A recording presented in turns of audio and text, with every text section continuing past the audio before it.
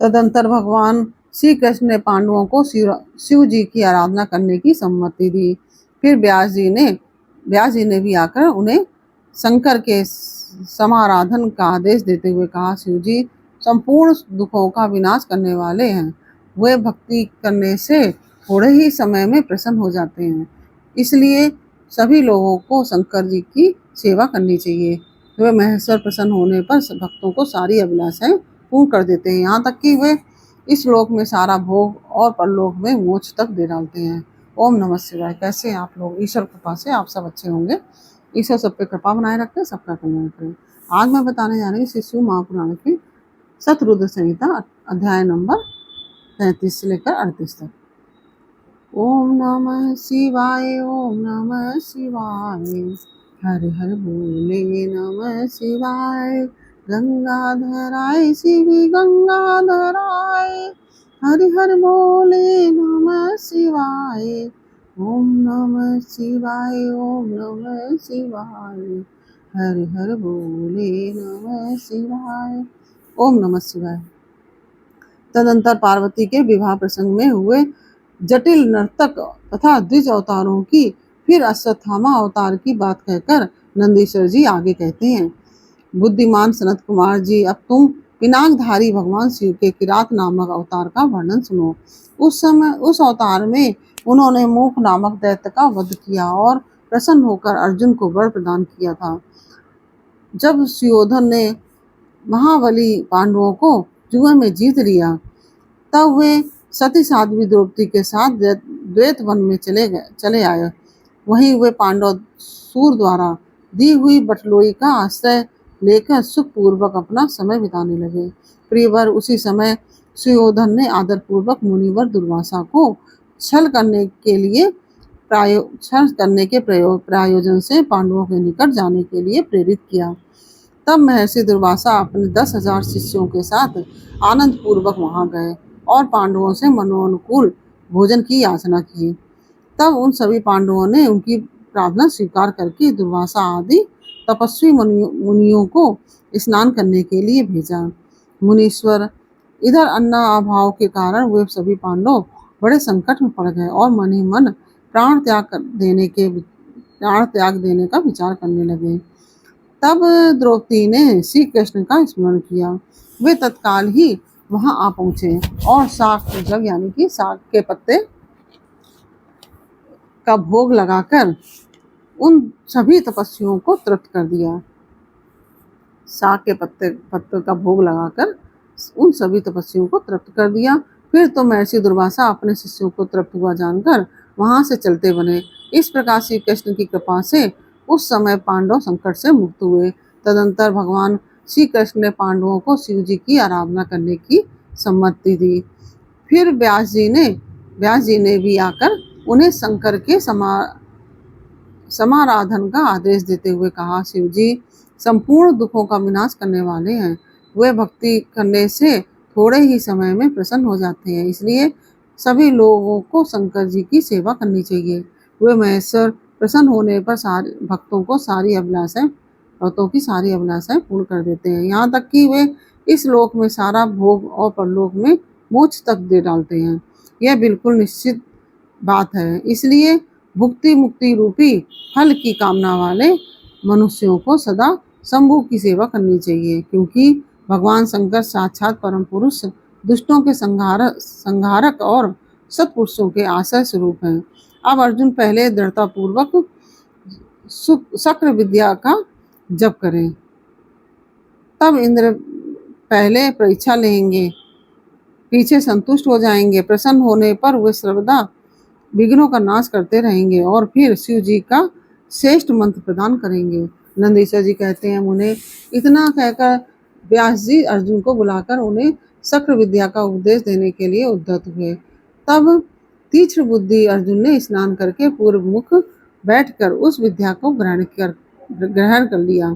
फिर उदार बुद्धि मुनिवर व्यास जी ने अर्जुन को पार्थिव लिंग के पूजन का विधान बताकर उनसे कहा। व्यास जी बोले, पार्थ, अब तुम यहाँ से परम रमणीय इंद्रकील पर्वत पर जाओ और वहां जाह्नवी के तट पर बैठकर सम्यक रूप से तपस्या करो। यह विद्या आदर्श रूप से सदा तुम्हारी हित करती रहेगी। अर्जुन को ऐसा आशीर्वाद देकर व्यास जी पांडवों से कहने लगे, नरश्रेष्ठों, तुम सब पर धर्म तुम सब लोग धर्म पर दृढ़ बने रहो। इससे तुम्हें सर्वथा श्रेष्ठ सिद्धि प्राप्त होगी। इसमें अन्यथा विचार करने की आवश्यकता नहीं है। नंदीश्वर जी कहते हैं, मुने इस प्रकार मुनिवर व्यास और पांडवों को आशीर्वाद दे तथा शिव जी के चरण कमलों का स्मरण करके तुरंत ही अंतर ध्यान हो गए। उधर शिव मंत्र के धारण करने से अर्जुन में भी अनुपम तेज व्याप्त हो गया। वे उस समय उद्दीप्त हो उठे। अर्जुन को देखकर सभी पांडवों को निश्चय हो गया कि अवश्य ही हमारी विजय होगी, क्योंकि अर्जुन में विपुल तेज उत्पन्न हो गया है। तब उन्होंने अर्जुन से कहा कि व्यास जी के कथन से ऐसा प्रतीत होता है कि इस कार्य को केवल तुम ही कर सकते हो। यह दूसरे के द्वारा कभी भी सिद्ध नहीं हो सकता। अतः जाओ और हम लोगों का जीवन सफल बनाओ। तब अर्जुन ने चारों भाइयों तथा द्रौपदी से अनुमति मांगी। उन लोगों को अर्जुन के विछोह का दुख तो हुआ, पर कार्य की महत्ता देखकर सभी ने अनुमति दे दी। फिर तो अर्जुन मन ही मन प्रसन्न होते हुए उस पर्वत यानी इंद्रकील पर्वत को चले गए। वहां पहुंचकर वे गंगा जी के समीप एक मनोरम स्थान पर, जो स्वर्ग से भी उत्तम और अशोक वन से सुशोभित था, ठहर गए। वहां उन्होंने स्नान करके कुरवर को नमस्कार किया और जैसा उपदेश मिला था उसी के अनुसार स्वयं ही अपना वेश बनाया। फिर पहले मन ही मन इंद्रियों का अपकर्ष करके वे आसन लगाकर बैठ गए। तत्पश्चात समसूत्र वाले सुंदर पार्थिव शिवलिंग का निर्माण करके उनके आगे अनुपम तेजो राशि शंकर का ध्यान करने लगे। वे तीनों समय स्नान करके अनेक प्रकार से बारंबार शिव जी की पूजा करते हुए उपासना में तत्पर हो गए। तब अर्जुन के सिरोभाग से तेज की ज्वाला निकलने लगी। उसे देखकर इंद्र के गुप्तचर भयभीत हो गए। वे सोचने लगे कि यह यहाँ कब आ गया। पुनः उन्होंने ऐसा विचार किया और कि यह घटना इंद्र को बतला देनी चाहिए। ऐसा सोचकर वे तत्काल ही इंद्र के समीप गए। गुप्तचरों ने कहा कि देवेश, वन में एक पुरुष तप कर रहा है, परंतु हमें पता नहीं कि वह देवता है, ऋषि है, सूर है अथवा अग्नि है। उसी के तेज से संतप्त होकर हम आपके सन्निकट आए हैं। हमने उसका चरित्र भी आपसे निवेदित कर दिया है। अब आप जैसा उचित समझे वैसा करें। नंदीश्वर जी कहते हैं कि मुने उन गुप्तचरों के यूं कहने पर इंद्र को अपने पुत्र अर्जुन का सारा मनोरथ ज्ञात हो गया। तब वे पर्वत रक्षकों को विदा करके स्वयं वहां जाने का विचार करने लगे। विप्रवर इंद्र अर्जुन की परीक्षा लेने के लिए वृद्ध ब्रह्मचारी ब्राह्मण का वेश बनाकर वहां पहुंचे।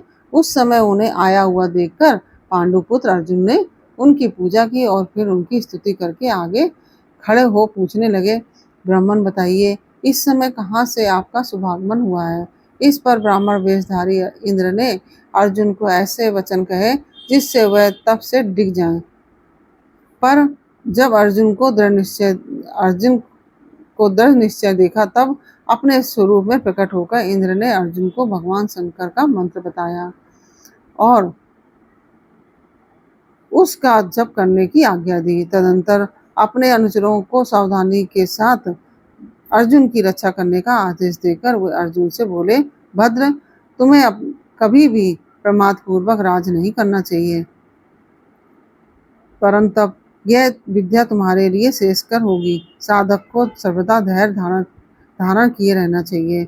रक्षक तो भगवान शिव हैं ही, वे संपत्तियों और फल यानी कि मोक्ष को दोनों को समान रूप से देंगे, इसमें तनिक भी संशय नहीं है। नंदीश्वर जी कहते हैं, मुने इस प्रकार अर्जुन को वरदान देकर देवराज इंद्र शिव जी के चरण कमलों का स्मरण करते हुए अपने भवन को लौट गए। तब महावीर अर्जुन ने भी सुरेश्वर को प्रणाम किया और फिर वे मन को वश में करके इंद्र के उपदेशानुसार शिव के उद्देश्य से तपस्या करने लगे। इस प्रकार से यह अध्याय पूर्ण हुआ। यह अध्याय आपको कैसा लगा यह मुझे कमेंट बॉक्स में अवश्य बताइए। अच्छा लगा हो तो वीडियो को लाइक शेयर अवश्य कीजिए। कमेंट में ओम नमः शिवाय अवश्य लिखिए। फिर मिलते हैं आपसे अगले अध्याय के साथ अगले वीडियो में। तब तक के लिए ओम नमः शिवाय। राधे राधे।